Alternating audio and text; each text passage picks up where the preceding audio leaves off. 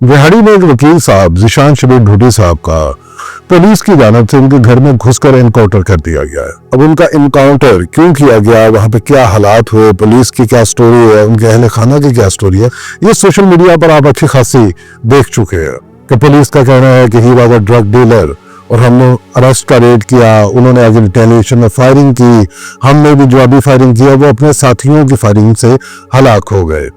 दूसरी जानब से जो स्टोरी है वो ये है कि जिशान शबीर ढूडी जो है वो 5 मरबे जमीन का मालिक था, एक अच्छे खासे जमींदार घर का फर्द था।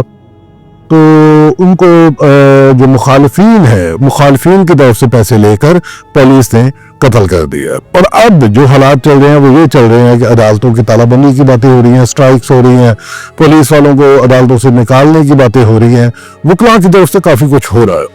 लेकिन जो असल बात है, जो असल सवाल है वो ये है कि ये सब बातें, जो ये हड़तालें और ये धरने और ये तकारीर जो हो रही हैं, ये सब अब हो रही है। जब ये एनकाउंटर्स की आग जो लगी हुई थी अब ये वकला के घरों तक पहुंच चुकी है, तो अब ये सब कुछ हो रहा है।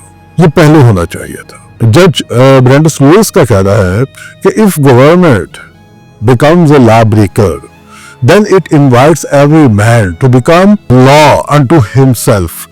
अगर हुकूमत खुद ही गैर कानूनियत का शिकार हो जाए तो वो हर बंदे को इस बात पर इनवाइट करती है कि वो खुद ही अपना कानून बना दे। ये एक्स्ट्रा जुडिशियल किलिंग्स जब ये काम शुरू हुआ तो किसी वकील की तरफ से मैंने कुछ सीरियस इस पे बात नहीं सुनी, कोई इस पे मैंने किसी वकील साहब को तकरीर करते हुए नहीं सुना कि जो उठ के बात करे कि जो एक्स्ट्रा जुडिशियल किलिंग्स हैं ये गलत है। कोई भी आदमी उसने जितना भी बड़ा जुर्म किया हो, ट्रायल उसका हक है। मिसाल के तौर पर आप एक शूटर को मार देते हैं और बड़ा आप तमगे लेने की बातें करते हैं कि जो शूटर मारा गया है पुलिस मुकाबले के अंदर। असल सवाल ये होना चाहिए कि वो शख्स कब से शूटर था, 1 साल से, 6 माह से, 2 साल से, उसने कितने लोगों को मारा, किन किन लोगों के कहने पर मारा, उसने किन किन लोगों को अपने सर्विसेज प्रोवाइड किए। ये चीजें कहाँ होती है। एक ड्रग डीलर जो है वो मिसाल के तौर पर ड्रग डीलर्स के आजकल पुलिस मुकाबले हो रहे हैं, बताया गया कि ये ड्रग डीलर 10 साल से ड्रग डीलर था, 15 साल से ड्रग डीलर था, ये कब से ड्रग डीलिंग कर रहा था, उसको पहले क्यों नहीं पकड़ा गया। रियासत वहां पे अपनी नाकामी कबूल करे। किस कदर फजूल बात है कि कहा जाता है कि ये लोग अदालतों से छूट जाते हैं। देखिए, पुलिस और जो प्रोसिक्यूशन सर्विसेज है ये सब स्टेट के अंडर आती है। प्रोसिक्यूशन का, पुलिस का ये काम है कि वो अपनी फाइल को, अपने एविडेंस को, अपने प्रोसीजर को क्रिस्टल क्लियर करे, अपने काम पे मेहनत करे और फिर अदालत के सामने उस शख्स को बमा सबूत लाकर खड़ा करे और उस शख्स को सजा दिलवाए। वो लोग अदालतों से इसलिए छूट जाते हैं कि जो स्टेट के इदारे हैं, पुलिस और प्रोसिक्यूशन जो है, ये फाइल्स बनाने में नाकाम हो जाती है, एविडेंस कलेक्शन के अंदर नाकाम हो जाती है। ये जो पुलिस रूल्स और प्रोसीजर है एविडेंस कलेक्शन के और फाइल मेकिंग के, चालान मेकिंग के, ये वो नहीं पूरे कर पाते। कितनी फोर्सेस हमने देखी हैं। एक गवर्नमेंट आई उसने रेस्क्यू 15 के नाम से एक इंफ्रास्ट्रक्चर खड़ा किया, उसको उस वक्त करोड़ों रुपए का बजट दिया, आज कहाँ है वो एलीट, वो कमांडोज, वो नहीं नजर आ गए। फिर एक गवर्नमेंट आई, उसने तुर्की से लाकर मोटरसाइकिलें 250 सीसी की वो पकड़ा दी जी, ये तुर्की के स्टाइल के डॉल्फिन फोर्स है।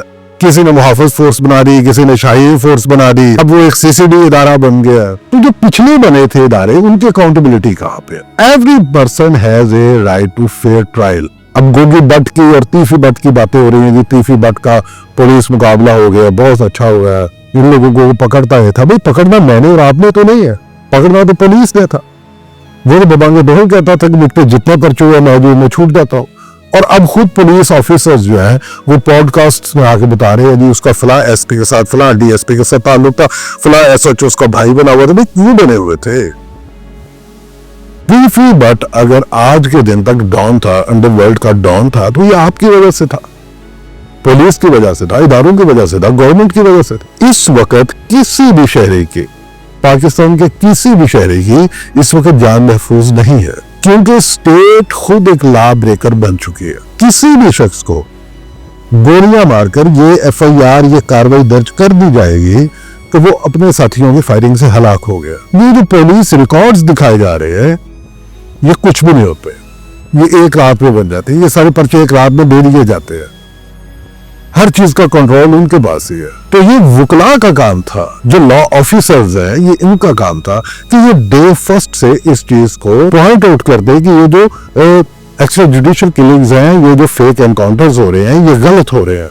अवाम से मेरी शिकायत भी है, क्योंकि अवाम जो है वो हमेशा पॉपुलर बारे के पीछे जाती, उनको हमेशा अवाम को ग्लैमर अच्छा लगता है, पॉपुलर नारा उनको पसंद आता है। अवाम इन चीजों के डेप्थ में नहीं जाते, वो इतना दूर अंदेशी से नहीं सोचते।